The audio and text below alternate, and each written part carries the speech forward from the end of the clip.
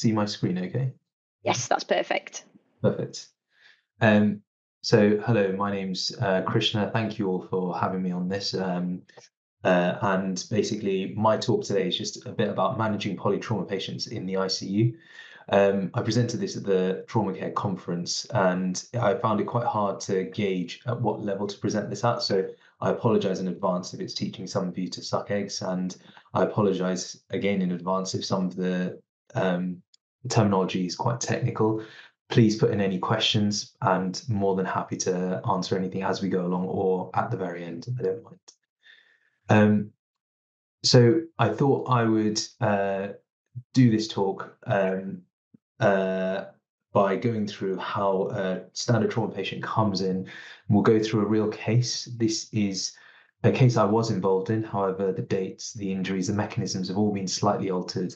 What I thought I could do is highlight the journey of a polytrauma patient from the ED through to the ICU, and then maybe to recovery from there on. A little bit about me. So I'm one of the ST9 doctors in intensive care. I've worked in a few trauma centres, including the John Radcliffe in Oxford, as well as the Queen Elizabeth. And this is some of my experience that I've had that I've also tried to put into this presentation as well. So we'll talk a little bit about the code red, about some ICU management, and then some specific trauma ICU considerations and things that have tripped me up in the past as well. So things which I have learned from my experience in trauma centres that I thought might be helpful for you as well.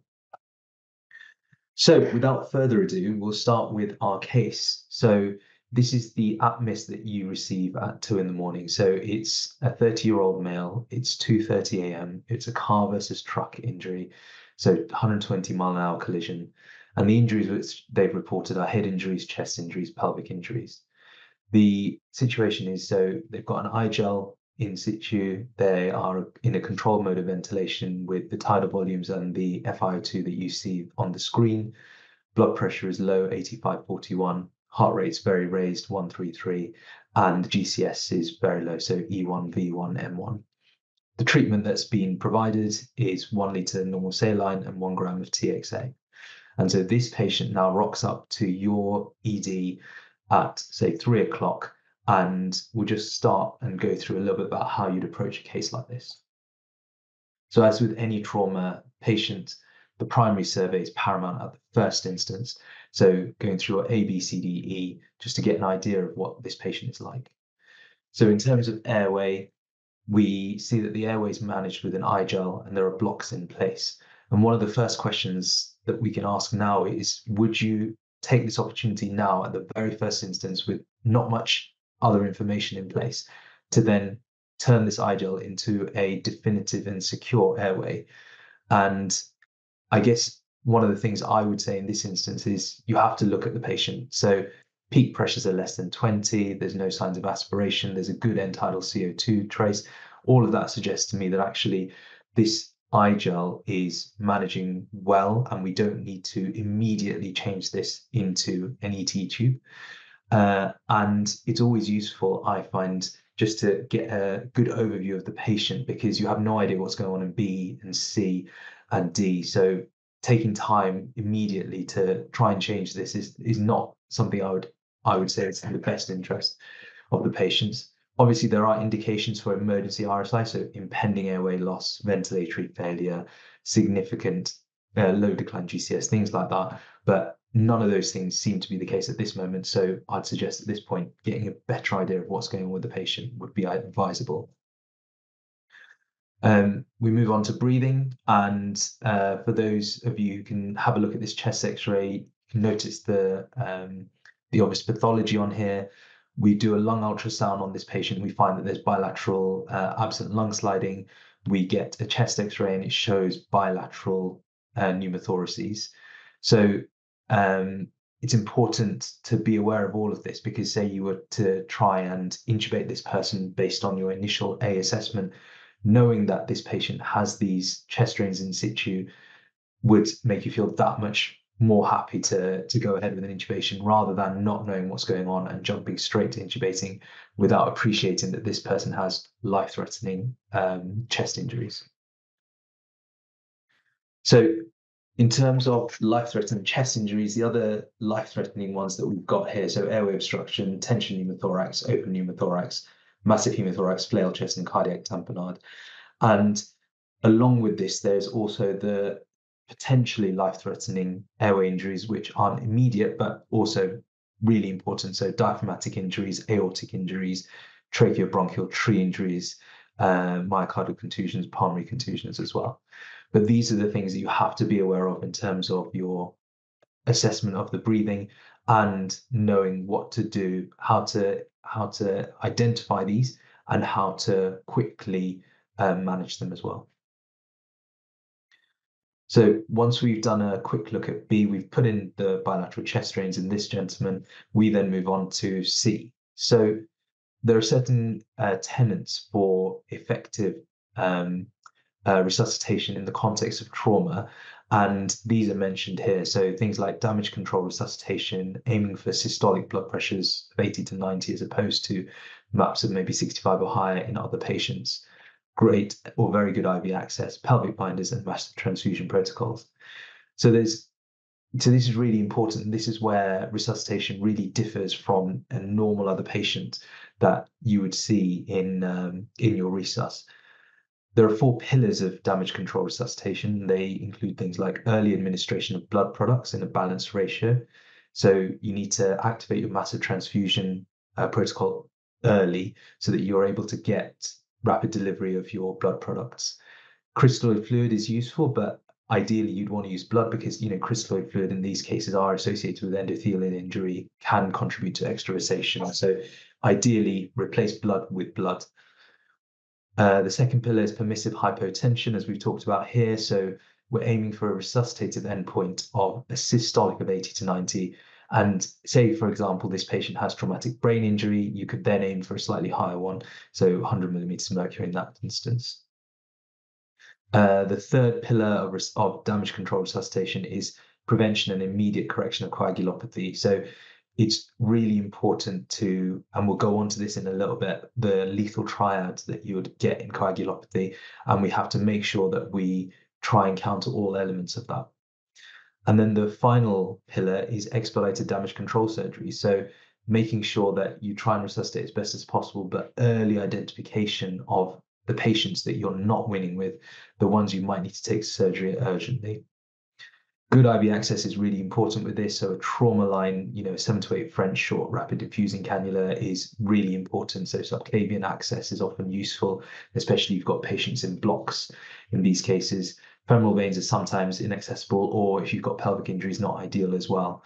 So it's important to really concentrate on IV access along with the other pillars of damage control resuscitation, thinking about getting your level 1 rapid infuser, thinking about making sure that you monitor for adequate resuscitation in the patient as well. So when we talk about monitoring and signs of hemorrhage, we go through, again, something that's probably familiar to a lot of you, the ATLS classification of hemorrhage. So in this case, as we all know, this you get a rough estimate of the blood loss and how it affects your physiology in these cases. So although there are multiple causes of hypotension in the standard resus patient, it's important to assume that all hypotension in these cases is hemorrhage until proven otherwise. Of course, you can have hypotension from tension pneumothorax or tamponade or myocardial contusions or neurogenic shock, but in these trauma cases, especially with the presentation as we've had here, it's important to assume it's hemorrhage until we find otherwise, because hemorrhage can easily be concealed. It can be concealed in the chest, in the abdomen, in the retroperitoneum, in the pelvis. So until you've found something else that's obviously causing it, I have always erred on the side of this is hemorrhage. Even if I can't see it, it might be concealed. We have to aggressively treat.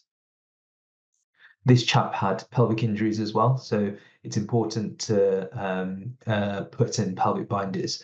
So pelvic bleeding is frequently due to injury to pelvic veins and can be due to arterial injury as well. It's really, the pelvic binder helps to prevent significant hypotension as a result of this by tamponading this as well.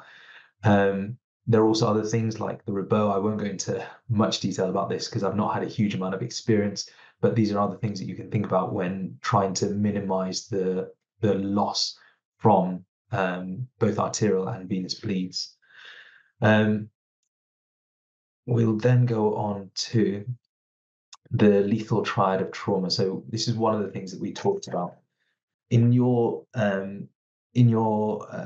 circulation management. This is really important. So we are trying to replace blood with blood, but things that we have to bear in mind are the things that can increase coagulation. So things like hypothermia, coagulopathy, acidosis. All of this results in this in what's known as the lethal triad, because all of these kind of potentiate the next one. So the hypothermia worsens your coagulopathy. The coagulopathy then increases the lactic acid in blood, which worsens your acidosis, which then affects your myocardial performance, which can then worsen things as well. The only other one I'd add in this is hypocalcemia. So oftentimes when you've had massive transfusions, 8, 10, 12 units, and when you talk about the definition of massive transfusion is that, the entire blood replacement within 24 hours.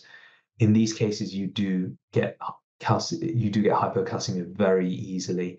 And so it's really important to replace this because, again, as you know, low calcium has significantly negative effects on your myocyte contractility and therefore your blood pressure, and therefore any perfusion to organs, which then leads to further acidosis and increased lactic acid. So it potentiates this lethal triad as well. So it's really important to not only just resuscitate, but bear in mind the temperature of the blood that you're putting in. So make sure it's warmed. Keep an eye on your coagulopathy. Keep doing TEG assessments to replace what is needed. And then keep an eye on the acidosis with repeat blood gases to make sure that we are optimizing as best as possible. So that's a little bit about the circulation management in the first instance. And then we'll go to disability. So this is looking at your pupils, your GCS. It's also important to BMs. I've had issues with this in the past where sometimes, it's not something you think about, but it's so easy to miss. So again, always make sure you check the BMs in this instance. Then after that, we go to environment. So we talked about temperature when it comes to resuscitation, but it's also important, not just in the context of the fluids that you're injecting into the patient, but also the heat losses just from the patient's skin itself. So patients are often exposed, patients are often wet, patients have been outside in the environment for a while as well. So it's very easy for them to get cold. So it's really important to optimize temperature. And then along with this, it's then really important to go to your secondary survey. So we've quickly run through this, and oftentimes in resuscitation station, in trauma resuscitation, you don't get the opportunity to go through each thing in a huge amount of detail, but it's really useful to go through everything quite quickly just to make sure you've got a great idea of what the patient is like and you've got a whole picture of the patient, because it's very easy, maybe like we said before, to fixate on their life-threatening chest injury whilst leaving their circulation to a side, and they quickly get more and more hypotensive. So here you've had a really good look at the patient as a whole and done as much immediate resuscitation as possible. Once you've done that, you know the injuries that are there, you know what you've done, and then you can revisit and reassess. And that's what's really important here. So now you think about things like, do we need to switch that eye gel to something to an ET tube? Do we need to optimize the ventilation, make sure that we are not over or under ventilating this patient? Do we need to make sure we get in all the other access, like all the other trauma lines that we need, having resuscitated with, the large bore cannulas that we might have had in the first instance? Think about the infusions, what infusions you'd want this patient on for transfer to CT or for surgery. And then you've obviously got to think about things like neuroprotection and also what imaging you'd want to get this patient. So this is the reassessment period where you've sorted out maybe some immediate life-threatening issues, and now you've got the chance to really take in this patient as a whole and go through everything now with a fine-tooth comb. So when we come to this patient, we'll go through one or two of these reassessment elements. So in terms of the intubation, with these patients, the intubation, you just have to, unless you're very, very good with your airway skills, you just have to consider all of these patients as a difficult airway. You've got manual inline stabilization, and you've often got blocks in place. You cannot extend to optimize your view. And so as a result, you have to make sure that you have to treat this airway with the respect it deserves and the fact that it can be quite challenging.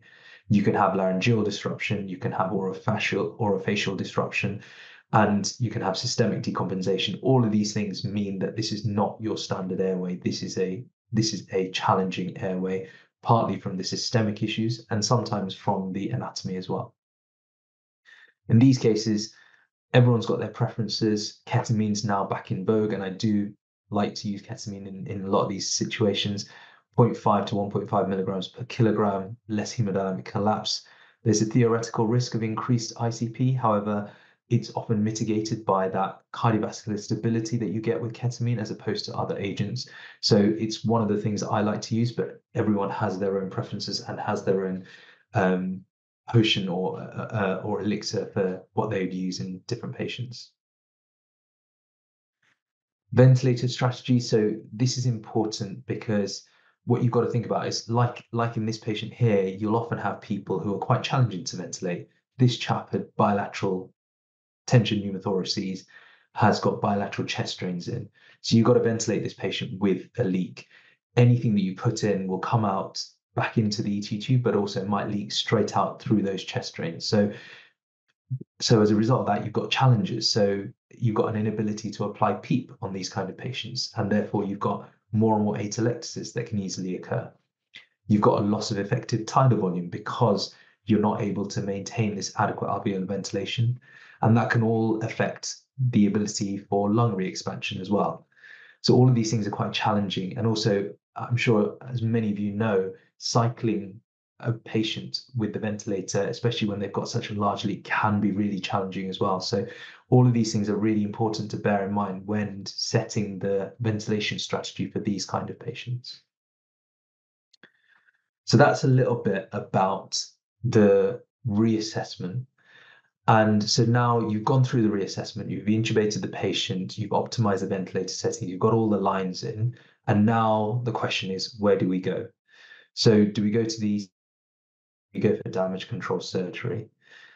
So there are indications for damage control surgery, and some of those can be based on the situation. So, for example, a major venous injury where you don't have access, your inability to achieve hemostasis, the fact that you've got life-threatening extra-abdominal injuries that you know you're just not going to get on top of unless you take them to surgery. And in these cases, when you look at hemostasis, if you think about things like a persistently worsening base deficit less than 8, a pH less than 7.2 despite everything you're doing, persistent hypotension, persistent hypothermia, all of these things, despite optimal resuscitation, you've then got to think, even without any of the other things, you've got to think, do I need to take this patient to damage control surgery rather than go through the CT scanner? In an ideal world, if you've obviously optimized the patient, then the CT scanners first, it gives you a much better idea of what you need to deal with. It gives the surgeon a much better idea of the degree of injury. But if you've got situations where you're just not managing, you're just not resuscitating well enough, then it has to be damage control surgery, which you go for. Now, if we look at some of the aims of damage control surgery, you're aiming to the whole aim is to achieve physiological and metabolic stability rather than necessarily anatomical. And your operation time in this case should be, less than 90 minutes. The full anatomical correction can be performed later. Here, you're trying to optimize and almost, block up any large issues so that you can have a period of resuscitation and optimization in ITU prior to definitive intervention. So it's important to think about adequate hemorrhage control, to optimize those vessels that are still bleeding, to decompress the important parts. So if this patient needs an EBD, if the patient needs decompression of his abdomen or his limbs or anything else, that's really important to think about. You can fracture splintage to avoid ongoing blood loss or risk from there, and then quick decontamination as well. So these are some of the things that you need to think about. It's not about like that initial assessment, that initial ABCDE. It's not about optimizing this patient perfectly. It's about just It's just about optimizing the injuries in such a way that you can then resuscitate them and then later bring them back to surgery for the complex, prolonged surgery later. If you do prolonged primary surgery, it often can increase your risk of mortality and morbidity as well. So you've gone for damage, you've seen this patient, you've optimized them with this initial resuscitation, you've then taken them for damage control surgery, and now you bring this patient towards the ITU. So what is your management in the ITU? And that really is this balance between optimizing their physiology and getting the appropriate surgical medical treatment at the right time, so very quickly. So it's this balance between these two things, and that's one of the things I found, quite challenging, but also really rewarding in trauma management, is to be good at managing this, taking the patient for surgery as early as possible, but also only if they're able to and stable. Now, if we talk about some of the physiology optimization in the ITU, these are just some of the things that we're looking at. So you really have to think about the rewarming, the fluid resuscitation is important, the ventilation, as we talked about before, normalization of the acid base, neuroprotection, and coagulopathy correction. These are all really important things that you need to optimize now in the ICU, having already tried to do so initially. So you need to make sure they have had adequate fluid resuscitation, and you have to be able to identify when fluid resuscitation has finished. So is that dependent on the blood pressure? Is it dependent on other factors? And we'll talk about that in a second as well. You have to optimize their ventilation strategies, and then you might need to change that based on, have they got any complications? So have they got significant lung contusions or aspiration injury, which progresses to ARDS? Does that mean that you have to change your ventilation strategies to deal with this new lung pathology? In terms of coagulopathy, already we've talked about that lethal triad, so really important to keep doing TEGs regularly to optimize the coagulopathy, look at the calcium, and then look at any things like transfusion reaction. So is this patient going towards Trali or TACO or anything else like that as well? And then you have to think about things like your acid base. So again, that's really important to normalize. And in most instances, in the first case, optimizing your hemodynamics will help normalize that. But in some cases, there might still be other things that you need to think about that might still be affecting your acid base. Is there any other reason for acidosis? Has this patient had an OD to begin with as well? So think about that. Think about filtration early as well in these patients, just to normalize the acid base. So when would you say resuscitation is complete? This is quite challenging, and I think a huge portion of ITU is looking at fluid shifts in the patient and being able to appreciate whether a patient is euvolemic, hypovolemic, or hypervolemic, or are they intravascularly dry, whereas extravascularly overloaded. So this is one of the biggest parts of ITU, and so it's not an easy answer to say, oh yes, this is just this one number that we can look at to say, fine, we've reached this cutoff, this patient's been adequately resuscitated. So what I find in all these cases is to use a combination of results.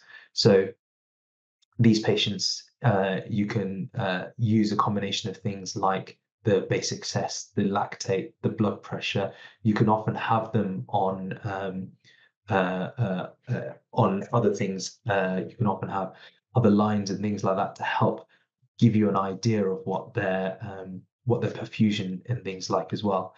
So oftentimes, rather than just using one number, it's important to collate a combination of things like your blood pressure, your urine output, your lactate, your basic CESS, and everything together, along with the total, fluid balance as well. It's important to bear in mind that the basic set is one thing that often can be overlooked, but can be one of the signs of persisting under resuscitation that needs to be taken care of. And a worsening base deficit has been shown to correlate with ongoing blood loss or inadequate volume resuscitation. So it's really important to think about that.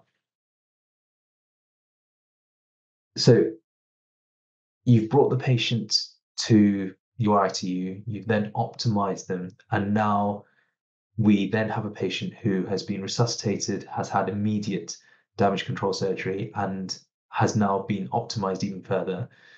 This patient is now stable.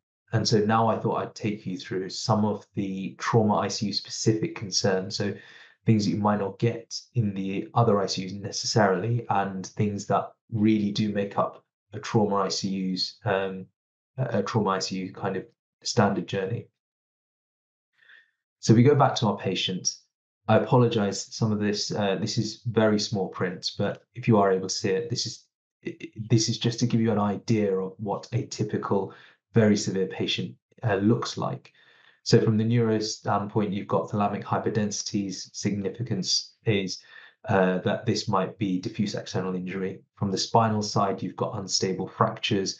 You've got prevertebral swelling, likely due to hematoma, and you've got fractures in other parts of your spine. You've got grade 4 liver lacerations covering segments 5 to 8. You've got the kidney side, kidney lacerations as well, grade 3. From the thoracic side, you've got bilateral rib fractures, the pneumothoraces, as we said from before, and lung contusions. And then from the TNO side, you've got clavicle fracture as well, and widening of the left ACJ. So this patient has a multitude of surgical pathology that's there, and you have to balance all of this on whilst managing the hypotension and everything else like that. So looking at all of this, you've now got to prioritize which of these injuries you deal with first and how you deal with them. Is it a quick intervention, or is this something that needs to go back to theatre immediately? So in these cases, for example, the neuro side, does this patient need a bolt so that we can monitor the pressures, probably, especially if they've got very bad diffuse external injury. From the spinal side, it'll be spinal precautions, log roll, and then optimizing and deciding when you might need to take them to surgery. In terms of your liver pathology, then they've been packed, and then one of the other things you have to think about is repeat CT scans, repeat imaging, so triple phase imaging maybe in 72 hours to try and see the progression of this damage. And similarly from the renal side of things, so you might have you might need the urology team to come in and help you with this. So this just gives you an idea of how multidisciplinary this kind of trauma ITU is compared to maybe general or neuro or liver ITU. And it's really important to be able to weigh up these things in the context of a trauma ICU. Because as you can imagine, the neuro guys would want to sort their issues out straight away. The thoracics team would want to sort out their issues. Everyone is keen to take this patient back to surgery to sort out their pathology. But you, as the advocate for the patient, have to weigh up all of these issues and try and make sure that you do what's in the best interest for the patient at the right time as well. So we've had damage control surgery, and now we look at definitive operative intervention. So this is normally 24, 36 hours, maybe 48 hours later. This is where you do things like you remove the packs, you replace them if necessary, and you optimize what's been going on. You can often do a second survey of your abdomen in this case, so often there are loads of missed injuries that you might need to review again. Early fixation of long bone injuries can then reduce the prevalence of ARDS and multi-organ failure compared to those who've had prolonged traction. So that's really important as well. So it's really important that you now take them back to surgery, and you can't just wait until they're perfectly back to normal, but take them back to surgery as early as possible so that you can fix some of these bigger problems and then continue the ongoing resuscitation. So I just thought I'd take a second here to talk to you about traumatic brain injury. So, for example, in the USA, you've got about 500,000 patients sustain TBI, of whom 10% die. It's one of the most frequent and important parts of the body injured in trauma patients. This is an MRI to give you an idea of diffuse axonal injury, especially severe diffuse axonal injury as well. And this is just something that I'm sure you all know, but gives you a diagrammatic version of the pathophysiology of primary brain injury, what happens as a result of diffuse axonal injury or contusions, how that results in vasogenic or cytotoxic edema, and all of that can raise ICP, along with bleeding, which can also raise ICP as well. So all of these things can raise ICP, and you can also get issues which lower your central perfusion pressure. So it's important to know this because you have to expect it. And the reason you have to expect it is to then reduce secondary brain injury. So there are loads of ways of remembering all the different things that can result from secondary brain injury, but this is one way that I like to think about it in terms of reduced oxygen delivery, increased oxygen demand, and then cellular mechanisms. So you reduce oxygen brain delivery secondary to anemia, hypoxemia, hypotension, or raised ICP, or in this case, low CPB as well. And you increase oxygen demands if they're constantly seizing, if they have pyrexia. And then think about other things like free radical damage and hypoglycemia. Often those you can't optimize as well, but these you definitely can. So in the context of that, this is what you would normally look to do. This is your neuroprotection strategy. So normoxia, normocapnia, normoglycemia, avoid hyperthermia, head up position, and then normotension. But again, obviously in the resuscitative period, this might be challenging. So these are just some of the things that you can do in the context of optimizing. And this is we could talk about raised ICP and how to manage that, for a day in itself. But this is just a quick look at how you'd manage your raised ICP. So optimize the sedation and block neuromuscular blockade, treat seizures. Then you need to then go to secondary measures, so osmotherapy.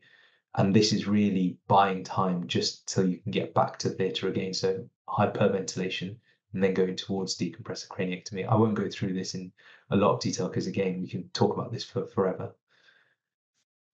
So that's one of the things we often come across. Another thing we come across is compartment syndrome. So this is actually something that has caught me out, certainly in some of my previous trauma patients, because it's something that actually trauma patients are very, very high risk of getting this, but it's not something that's often at the front of our minds when we think about it. So this is the pressure inside the abdomen, and so you've got different grades for it, but oftentimes anything over 20, you then really start thinking about kind of abdominal compartment syndrome. And when we look at the risk factors, you'll see that almost 60-70% of these can be associated with your severe trauma patient. So burns and trauma, abdominal surgery.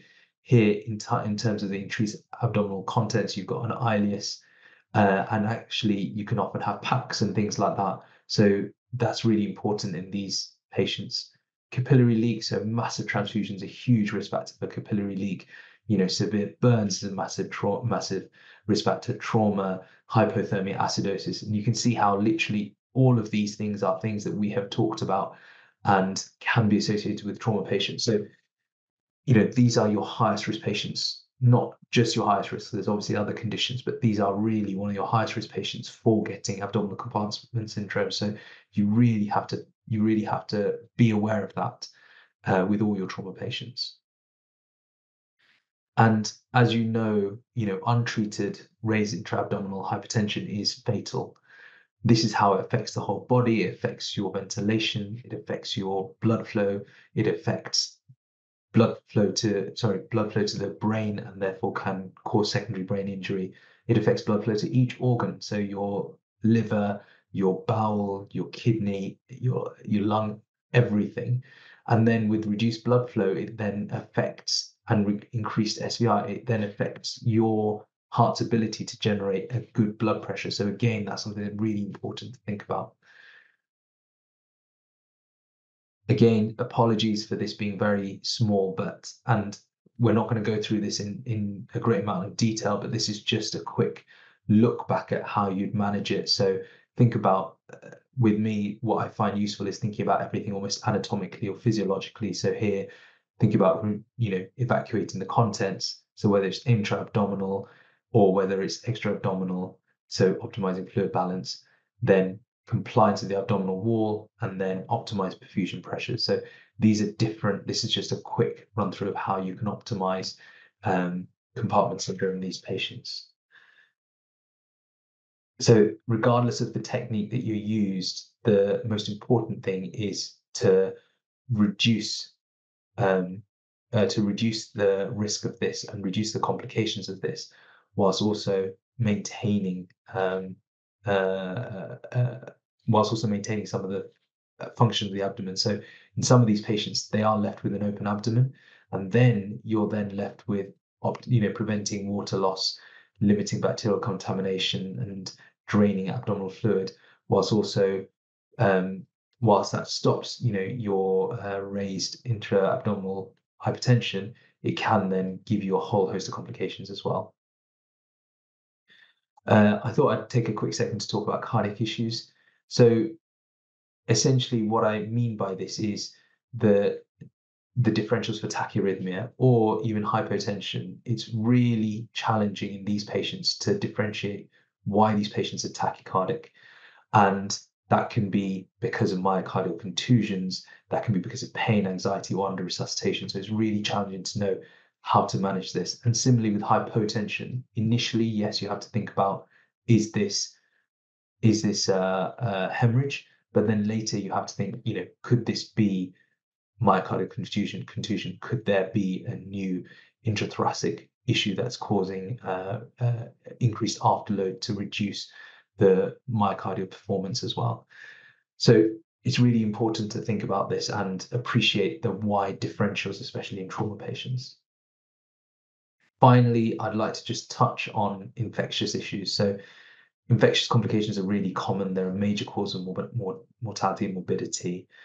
And what's important to bear in mind is that diagnosing a new infection in these patients is really challenging. These patients have a huge amount of inflammation, and so can often lead to a systemic inflammatory syndrome like you have in very bad pancreatitis or burns or brain injury. And therefore, diagnosing this patient as having a new infection is not just as simple as looking at their temperature or appreciating their inflammatory markers. It's really challenging to know when to start antibiotics. Are you jumping the gun or are you leaving it too late?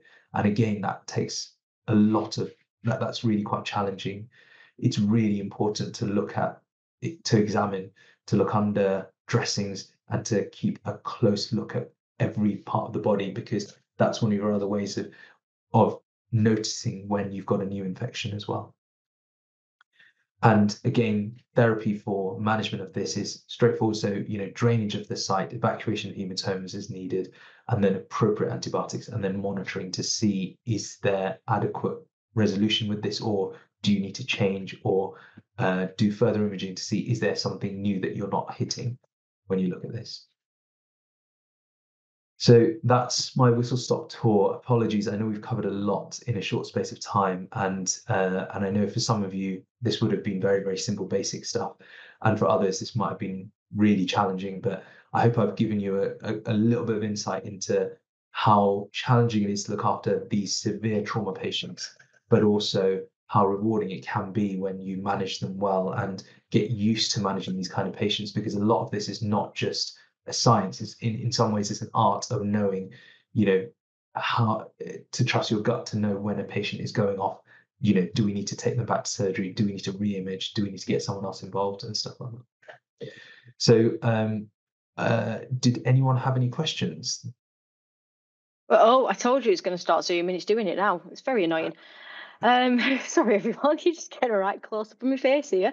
Right, so some questions have come in. So let me just put my keynotes back up again, and everyone can see our next webinar first. So Our next webinar is going to be on the 20th of February. I know it's the start of the year, so things start off a little bit slowly. We're just letting everyone gradually build themselves back into webinars and all that extra learning you have to do. However, we are going to be joined by Dr. John Hazeldine, who's going to be talking to us about the role of blood and saliva, the golden hour biomarkers in pre-hospital trauma management. This is based on a study that John has actually done in collaboration with the pre-hospital emergency care paramedics and Midlands Air Ambulance charity as well. So it's basically a study that requires blood samples taken directly from major trauma from the scene, and sort of, if they're required within the hour, does it give a better marker as to what's actually going on, all that jazz. So it's going to be a really interesting scientific webinar that could affect your future as healthcare professionals as well.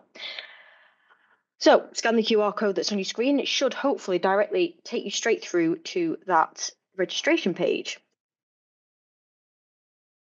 Q&As. If you are not a trauma care member, this is the QR code I mentioned right at the beginning of the webinar. This will take you through to a form to fill out, and you scan the QR code that's on your screen, take you through to the form, you pay £1.99, and it will send the CPD certificate straight to you. If you are a trauma care member or have signed up throughout the webinar this evening, which I know a few of you have, thank you very much indeed. Hold your horses. I will be sending your certificates out in the morning. So on to the questions. We sure do get a lot of anonymous attendees joining us these days. An anonymous attendee has asked, to what extent would receiving blood in the pre-hospital environment help outcomes for a patient like this? So I think that's a great question. I think it's I think with any situation like this, it depends on the patient, and it can be really challenging in these contexts. I think, as we said, for anyone, if you've got a massive trauma patient and they're significantly hypotensive, especially in a limited resource setting like pre-hospital, and where you don't have CT imaging or anything else that you can really use, it's not unreasonable to expect or to appreciate that any kind of hypotension is hemorrhage. And so in this case, adequately resuscitating is really important. So I think it's within the caveats of being a resource limited setting. I think that's really important to adequately resuscitate and give a good amount of blood. But again, with all of this, I think the main thing is when you look at transfers with any patients, and as I'm sure a lot of you know, this trauma patient is critically unwell. The most important thing you need to do is try and get them safely to a trauma center. And so for that, kind of in some cases with transfers, you've got two ways of doing it. One is completely optimizing the patient 100% before taking them, or almost just grabbing them and running. And in these trauma cases, especially pre-hospitally, when you've seen the degree of resuscitation that some of them might need, it is a grab and run situation. So, I would say plenty of blood beforehand is really important, really useful. But would I delay transfer so that we can keep giving blood? No, I would say, obviously while you're going, give blood as you're able to and bring them back. And within reason, appreciate some of the elements of the damage control resuscitation. So say if you've given 2 units and actually their systolic is about 80, 90 and it's staying there, then maybe they've tamponaded. Maybe you then don't need to give any more blood, but at least you've got to that stage and then you can stop, as opposed to, not giving as much blood as possible in the first instance. Perfect. Very, very detailed answer. Thank you very much. I'm sure Anonymous found that very helpful. Chris Curry has asked, in polytrauma patients, what would you say were the most common pre-hospital treatment shortcomings? So I think that's quite challenging, because I think so my experience of this is obviously being at the red call when the patient arrives, and generally when I've had patients who've come in, they've been managed excellently in the pre-hospital situation. And I think we have to appreciate in all situations, the situation that people find themselves in. I don't think I've had, even one instance where someone has been brought in and I've thought, this has been really poorly managed. There hasn't been any access, there hasn't been any blood given. And so far, what I can say from my experience of the pre-hospital team is that they've been excellent in getting the patient safely as quickly as possible. If I had to think about things that I would if I received a patient and say they didn't have any access, say it was a trauma patient and you hadn't realised how at risk they were and how if they hadn't been appropriately monitored, say they hadn't had any resuscitation, even things like sometimes we've had them without any tranexamic acid given. It's not unreasonable. I wouldn't find that the worst thing, but I would say the basic things. So the basics, which I assume everyone would do, is kind of regular and constant monitoring and reassessment lines if you think this is a trauma patient, so that you've got adequate IV access to big large bore cannula, and then fluid or blood resuscitation. And I think they're the main things. I've very rarely had situations where I've had a patient come in and they've had a significant injury and they haven't been blocked or things like that. It's to be honest, the pre-hospital teams that I've been working with have been very good. So I don't have any examples of poor care, but I would assume that these would be some of those things. So inadequate resuscitation, maybe inappropriate, not being properly bound, like pelvic binders or blocks, and then I think that's about it. Fair enough.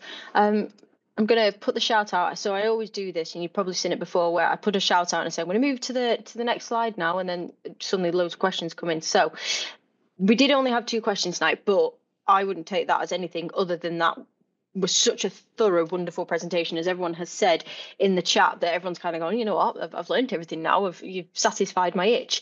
So, and thank you everyone for joining us. I've seen people from all over the world as well here tonight, which is absolutely fantastic. So before we log off and leave you, I just do want to give a huge thank you, and I am keeping my eye on the questions just in case. A huge thank you to our other sponsors as well. First one is our wonderful friends over at QualSafe, who are also running our first aid program this year. It's Toby McLean who's running the program. He is part of QualSafe, and you can see I'm wearing my lovely QualSafe t-shirt tonight as well. So thank you very much to QualSafe for sponsoring us. You can find out more about them by going to qualsafeawards.org, where you can find out all about the different courses and things that they have available. They have lots on offer. And of course, Galen, our wonderful, wonderful friends over at Galen as well. I don't know why there's 2 trauma cares there. I seem to have duplicated it.